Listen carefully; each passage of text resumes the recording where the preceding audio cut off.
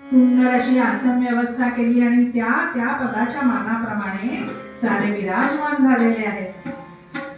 सिंहासनावरती स्वतः राजा भीष्मक बसलेत आणि शेजारी कोण बसलाय? त्रिभुवन सुंदरी त्यांची मुलगी रुक्मिणी, राजकुमारी रुक्मिणी विराजमान आहे.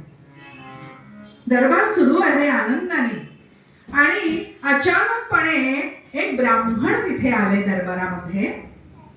सुंदर तेजस्वी असे ब्राह्मण देवता ही पाहिली, आगत स्वागत केलंय. त्या ब्राह्मण देवांना भीष्मक राजांना नमस्कार केला प्रेमानं. म्हणाले, वा वा, दूरवर कीर्ती पसरली आहे, माझ्याही कानावर आपली कीर्ती आली राजन.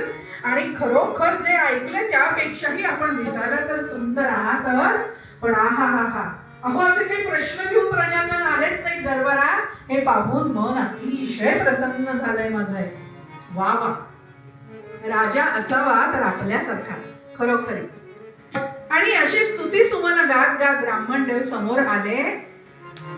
पण समोर आल्यानंतर लक्षात आलं, अरेच्या राजन, एक विचारू, अहो ही सर्व सुख जोडून उभी आहे, हात जोडून प्रजा सुखी आहे आपल्यामुळे, पण काहीतरी चिंता आहे आपल्याला असं मला वाटतं. काय म्हणाले असतील भीष्मक राजा? अहो ब्राह्मण देवता, चिंतेचं कारण हे काय? शेजारीच मुलगी, आणि त्यात एवढी त्रिभुवन सुंदरी मुलगी रुक्मिणी. आता कोणत्याही वडिलांना, आई वडिलांना उपावर होते मुलगी तेव्हा काळजी असतेच की नाही हो, योग्य हातामध्ये ती आपल्या पडत म्हणजे जाईल की नाही, सासर कसं मिळेल मुलीला, सासरी तिचं माहेरासारखं नाही पण निदान छान आगत स्वागत होईल ना, ती छान पैकी तिथे प्रेमानं नांदेल ना, आपल्याला काही तिची फारशी काळजी नसणार आहे ना. खूप चिंता असते बरं आई वडिलांना.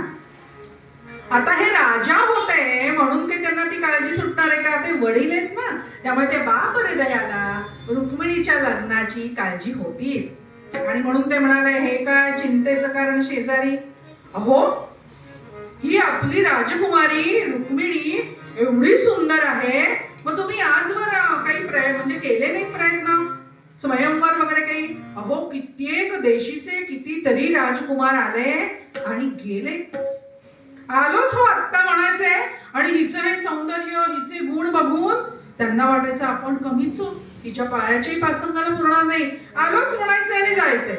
आता काय करू सांगा बरं, ती एक चिंता आहे. लक्षात आलं.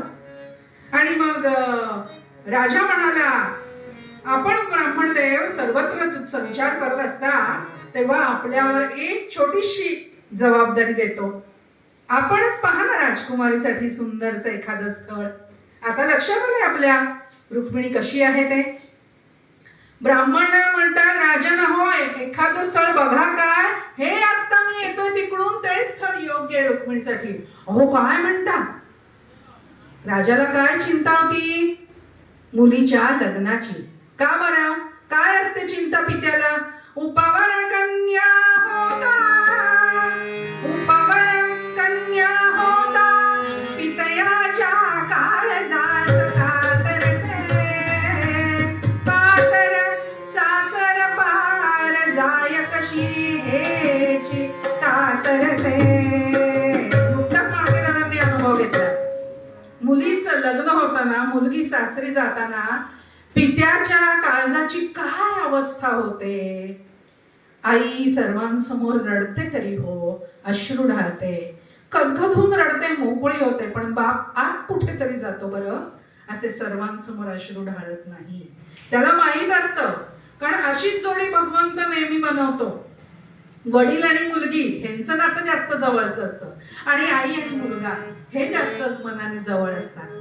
त्यामुळे वडिलांना ठाऊक असतं, मी जर आज लेक सासरी जात असताना मी जर धाय मोकळून रडलो तर तिचा पाय निघणार नाही, आणि ती सगळी अशी रडत रडत एक उभ्या दुःखी अंतःकरणानं नवऱ्याबरोबर सुखानं जाणार नाही. तेव्हा तिची ही पाठवणी होत असताना मी माझ्या या कोकरापासून लांब बसलेलं बरं, हे ते बाप हृदय त्याला सांगत असतो. समजून घ्या, सगळ्या स्त्री वर्गाने समजून घ्या आपल्या आहोंना, नवऱ्याला.